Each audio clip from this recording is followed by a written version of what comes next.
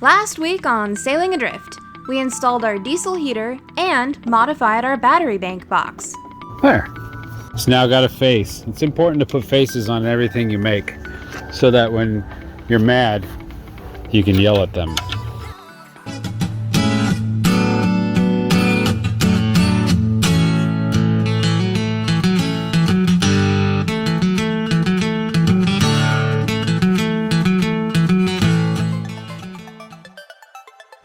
This is the first draft of our boat's entire electrical system, with the exception of some parts of the boat's electrical system. But check it out. I've done the whole basics course of boat how-to, and it augmented what I read from Nigel Calder's books.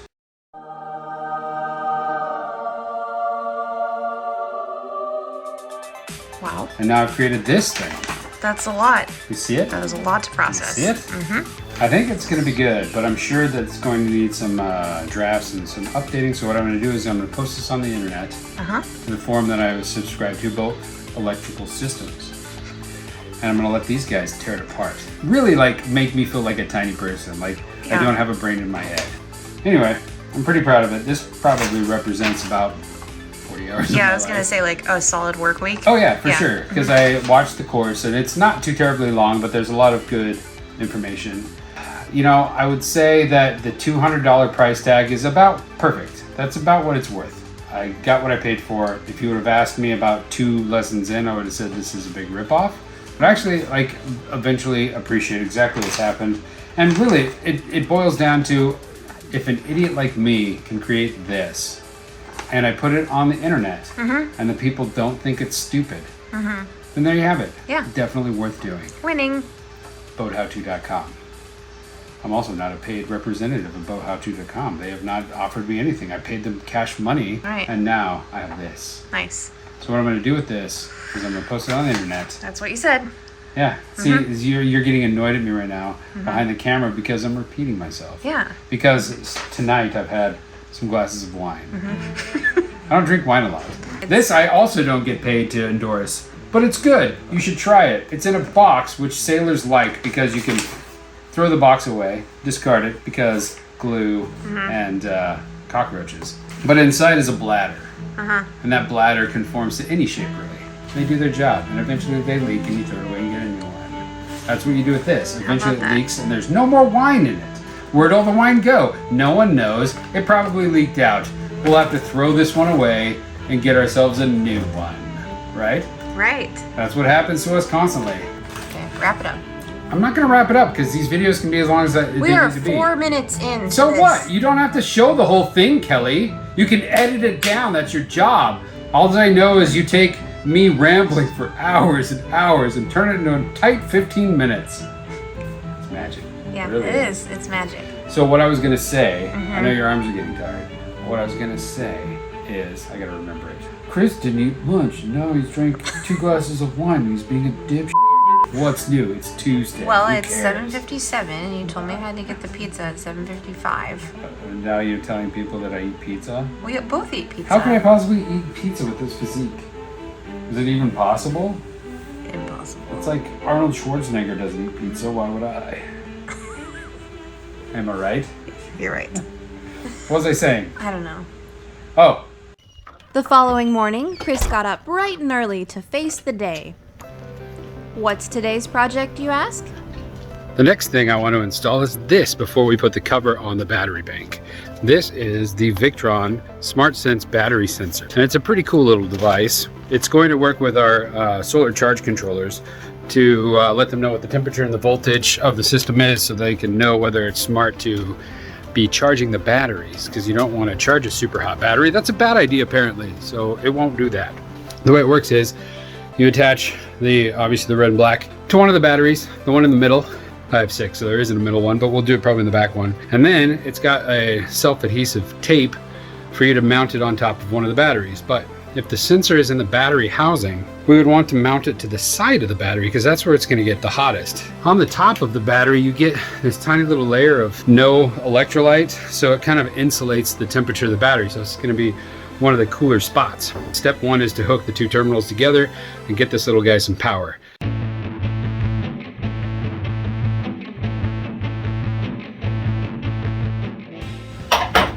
Sweet, step 1 is complete. And you can tell it's working because the blue light's blinking. That's basically telling us our Bluetooth broadcast is going on. So the next step is going to be connecting it to, or like getting in there with the Victron app and checking it out. So let's do that before we seal it down, because after we get it connected and we can actually see the temperature it's giving us, we will then do our test. This is how we're going to perform our test.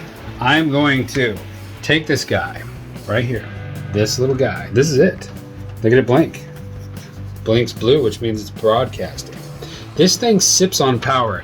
The maximum amount of power this thing takes is 1.8 milliamps, which means that in about 500 hours, this thing will have consumed an amp of energy. That is a ridiculously low energy draw. Very impressive. Things are just like, having just done the electrical mapping, it is amazing to me the technology and low energy consumptive power and all sorts of things. But I'm basically going to leave it in the ambient air, and then I'm going to grab the unit and hold on to it and let my hand heat it up and see if we get a major change in temperature, which would tell me that this sensing unit, the box itself, is actually what tells the controllers what the temperature is. And that means we'll have to be a little bit more smart about where we mount the thing. We'll have to find a way where we're tucking it inside so it maximizes the temp of the batteries, or it reveals the warmest part of the batteries so that it communicates with the solar panels in a smart way, because we want to be smart with our smart sensor. Let's do it. I'm going to go into our Victron app, which is a V, so it should be on this last page of stuff. Do you see it? I don't see it yet. Do you see it? I don't see it. What's it called? There it is. Victron Connect. Okay, I'm not holding on to the unit yet, but I'm about to grab it in 3, 2, 1. I'm holding onto the unit in my hand. We're going to hold it close to my body, see if we get any kind of temperature change whatsoever. Staying steady at 61. The voltage is reading strong at 12.32. That's pretty impressive by itself, because these batteries could probably use a trickle charge for how long they've just been hanging out.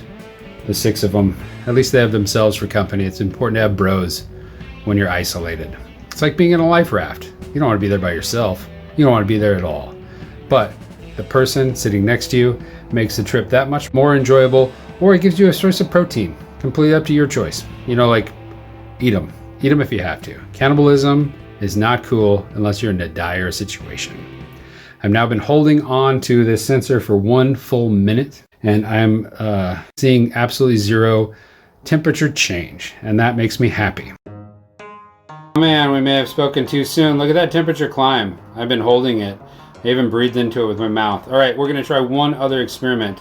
I'm going to use the heat gun. I'll blast it with the heat gun for a second to see if it spikes in temperature, because we're going up. We're definitely achieving body temperature rapidly. So I think the sensor actually is in the unit at this point. So we have one more thing to do to confirm that. All right, I now have the heat gun. It feels warm on my hand, but not too unbearably hot, so I assume that it's not too hot for the unit. I'm blasting the back of this thing hardcore. I would expect it to get up closer to like 102 or so. Man, this is just inconclusive. I'm not happy about the fact that this isn't telling me anything. It's going up again. Okay, I'm pretty convinced that it's on this unit, but now I have turned it off. I'm setting it down. There's a definite delay in the temperature reporting for this unit. There's no way that we should still be climbing. We should be dropping. The terminals are definitely cold to the touch. The batteries are nice and cool. There's no reason for this thing to be in the 90s. 92. Okay, we're dropping. Alright. That just means I gotta find a uncomfortable way of shoving it down between my batteries so we get an actual accurate temperature reading, which can't help. Surrounded by lead cannot help its ability to talk to things. So that's an interesting actual consideration, is how far of a range does it have with or without the shroud of battery lead all around it. So my first assessment seems to be wrong. It must be in the actual box itself, which means we need to put it down in between the batteries, which means its Bluetooth capabilities might be compromised. I'm gonna put it to the higher top. Everything's a trade-off. I don't want to waste my little adhesive, but I guess you can always peel it off and start over. Whatever. I'm gonna install it now. Stop rambling. Walking clear out to the bow of the boat, short of climbing up the mast. It's about as far away as we'll need to get, and we're getting readings. We're back down to 60, which is great. We've solved the mystery. I'm gonna say, despite the fact that it's shoved down between two batteries, we're good to go. So I'm just going to pull off the double-sided tape, clean off a spot to mount this thing, and get it out of the way. And we'll be able to put the top on this battery box and use it as a place to lay while I do other work in the engine room, which is, you know, what it's good for. Things are coming together. This is the fun stuff for me. Kelly finds this part boring. She doesn't even come up on the boat anymore to check out what I'm doing because I'm like, hey, I did this and I routed this hose and this wire. And she's like, I don't care. Does it work? Yes. Okay, that's fine. Yep. There it is. I got it in. It's probably about, an inch from the top here. That should be great. That should give us a good temperature reading. Tonight's project, which took disgustingly long really, is this. We now have our battery switch all wired up. This is the 55E from Blue Sea Systems. It turns your house bank and your starting battery. This turns them on so they can either start the boat or power it. And then this is an emergency combine just in case there's ever a time when you need juice from one to the other. Here is the back of it. Less than gorgeous. I'm not in love with this radius, but it's not bad. They actually did a pretty good job of bending just like that. Up here is the ACR. This guy basically helps with charging. So if battery juice is going to the house bank, it says, oh look, someone's charging the house bank. Let's charge the starting battery too. And so that stays topped off. This comes in and then loops up to the ACR, and then this is the connection. So this is like, this goes to the cranking battery. That one right here will go to the main panel. The last thing I added was that little side guy. That is an MRBF fuse block holder that will take juice from this to the fuse block we have. And the reason why we need to have this connected to the ACR is because this is the always on fuse block. So even when this battery switch here is turned to the off position, this still gets power. That's it for tonight. It has been quite a while for me to do all this stripping and fun stuff. So I'm gonna call it an evening. Catch you tomorrow.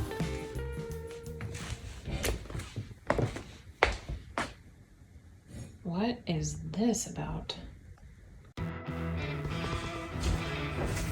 Hi. Hi. What do you got there? I made some models of what we've got to put in the boat. Go on. Shore power, and inverter switches, and alternator shunts, all sorts of stuff. Sweet. I need your help to figure out exactly where we're going to put it all on our cool electrical area master panel of electronically electricized things. Okay. So, yeah, I think this is everything we're going to need, and there's a bunch of them. We just got to tape them up and be mindful of where cords you're going to run. Okay, how many pieces you got there? More than 10. That's all I know. Let's do it. There's a lot of things and there's a lot of room. I already made the judgment call to put this here. So far what we've got is you got the battery bank here, and that goes into our 300 amp T-class fuse, which protects the battery bank. And then that goes up here into this, which is the battery switch. That looks like that from the front. So that comes here into this inelegant mess of crap. But this under area was already kind of an inelegant mess of crap, so I've just made it worse. We've made most of a master electrical plan, so we'll go through that and talk about this later. But anyway, this is how the power comes in from the batteries. And then that goes to this, the fuse box. This fuse block is always on. So that means no matter what's going on, if there's juice in the batteries, it's supplying juice or taking juice in from this. This will also charge our 3 solar panels. Each one can provide up to 30 amps of juice. And then it will have our bilges our fan for the battery bank, they'll just, I think that's it. Then this big fatty cable right here that goes across the end of this fuse block. Each of these fuse blocks go to different things. One of them is going to go to the charger, one of them is going to go to the alternator to bring power in. So those are the two power in sources. And then the other one's going to go up to the main distribution panel up here. So our task today is to figure out how we want to lay out all our devices and electronic equipment and leave room for anything that might need to come in later. I like this location for our AC panel. It'll be accessible from the back side. See this hole right here? Mm-hmm. We're going to cut a hole in this wood, and that'll be in the salon, and then we'll put a painting over it or something. Mm-hmm. And then you'll be able to pull that off the wall and access the back of this panel. So that'll be here, I think. This will be our main AC breaker. So here's the short power hole, and that will come in to this breaker and keep it from shocking people in the water with this ELCI breaker. What's ELCI stand for? I don't know. Electric loose current interrupter. I think I got at least 2 out of 4 there. All right, we'll Google that later. But that has to come in directly from the shore power as close as possible. So it's going to be right here. So it'll go from the shore power to here, and then from the here to the charger, and that's the only thing that's going to be hooked up to it. But we have, now that we have a lot of the big stuff, here's our last big piece. This is the negative bus bar. It's humongous. It is. That's yeah, I got a beefy one. I don't know why, but I bought it already, so I'm going to use it. Go big or go home. Yeah, and then all the rest are all the little things. You think this is going to look like one of those crime maps with like the pins and the strings and all the things? No? No, it won't. I don't think that. Cool. All right, how many pieces of cardboard do we have left? Lots. The problem with this setup is these stick out quite a ways. These are flat. See, there's gonna be a lot of this. A lot of trying to figure this crap out. Some time and about a whole roll of tape later. Okay. Yeah, it looks very orderly. Doesn't it? Yeah. That's pretty good. So we have the main distribution panel, the AC side and the DC side. Then we have the breaker. We talked about the main negative bus is going to be obviously over this hole. This is going to be shunt land. This will be its own cabinet that'll have a face that goes along with this. All right, so now that we've done all of this, would you take a good picture/video of it so we can reference it later of all the different things that we place places? Absolutely. And then I will pull them down and I'm going to start filling in these holes, rerouting the wires to where they need to be. I mean, I think the smart thing would be we're gonna have to cut holes to this, and the big scary hole to the exterior for the shore power outlet. Stay tuned for when in about 3 weeks I decide that these aren't the right spots and I'll have to fix them back up. What I'll do is I'll cut these holes out, save them, so that if I do have to patch it, I just stick that back in and epoxy around the edge. Yeah, like a cork. Like a cork. Hey Kelly! What? Can you see me? I can see your butt. Can you see my eyeball? Oh. And this is going to be our shore power receptacle. It's going to go right in here. Cool. Forever. I made a hole right here, and then I put it, like, corded it out and put epoxy in it, so it stays waterproof. Instead of making it level, I wanted to kind of go with the contour of the boat. Is that sticking out sufficiently? Yeah. Cool. Cable. It's only going to be this long. What's cool about AC power is cable is all rated by amperage. And amperage is figured out by taking the amount of watts and dividing by the number of volts. And that's how you get the amperage. So with AC, it's 120 volts. So when you divide like even 3,000 watts by 120 volts, you get a much smaller number than if you divide it by 12, like 1/10. The answer to that question, if you're wondering, is 25 amps. So there you have it. This is 30 amps on an AC circuit, so it will take in plenty of watts, and the equivalent amount of wattage on a DC wire, it would have to be like 2/0, which is way fatter. Remember we decided this is going to be where the ELCI is going to live. Yep, the LC. The good old LC. Yeah, that. But for now, we need to wire it. And when you're playing with AC, that's the kind that can cook your bacon, if you know what I mean. So they always have to have some sort of protective case over it so you don't touch live wires. And the rules state that if you have AC, that it also has to be requiring of tools to remove. So this screws into the back, which requires what, Kelly? A tool. Yes. What kind of tool? Screwdriver? Yeah, that's all it is. Okay. So, let's get our wires ready.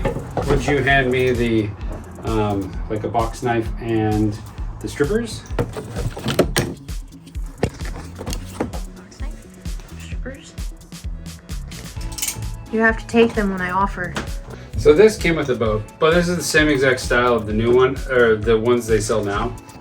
It's fairly nice. It shouldn't take much to get this bright and shiny, but it's definitely got a bit of a patina around the edge. But I don't think this has ever been used. A little fiddly. Oh, I could use a piece of heat shrink for this too, just to There's 3 boxes just up to there. see. Is the heat gun around? Yep, it's over here. Ready. Ready whenever. Heat gun Kelly, that's what they call her. Now we got to feed it up into this. So we have to do this through the wall. Alright.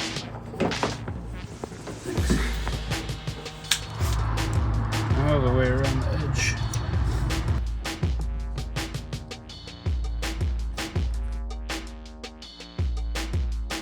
Alright, All in? they're all in. Sweet. Let's start up here. All you have to do is make sure it doesn't twist. Okay, I can do that. You should have plenty of experience at this. That's usually your role in this fun game. Yeah, Although, we play this for game the a record, lot. What? I could do this one all by myself if I had to. But you don't want to. Well, I can. It just will be easier. But you don't want to. You want to work with me. You want to do this together. Oh yeah, I always want you to come help on the boat. I'll let you know when I'm ready. Should be very soon. Okay, keep it pushed in. Yeah, it's pushed in. Okay. Now it's time to tighten. Okay. Top righten. You should tell me when to stop really in doing this. Can't really see like how tight it's getting. I think that's good. Okay. Looks the same as the bottom. Can't even get this in line. You still think you could do this by yourself? Well, Not a whole lot of space to work in here. Once Chris was finished with this task, he had a few bloody knuckles, to say the least. Getting some good squeeze.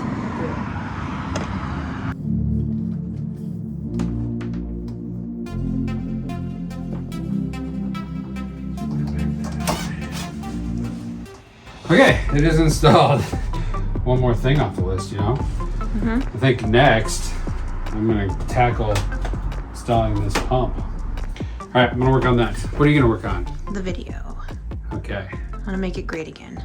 sounds good. Go fetch me some beers from the grocery. God.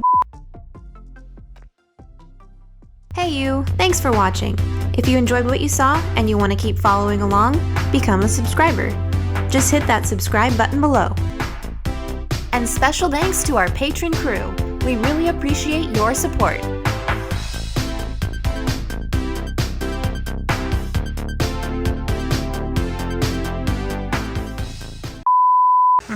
What is this thing you've done? What's with the yellow? No one ever marks DC negatives. That's stupid, but I did. Superman couldn't even broadcast from where I'm about to shove that thing. This is such a fun game that we play. Is it called Where's Your Penis? Thanks. That actually looks like a bulge. Take it out. There's put Thanks. that up for you. Thanks.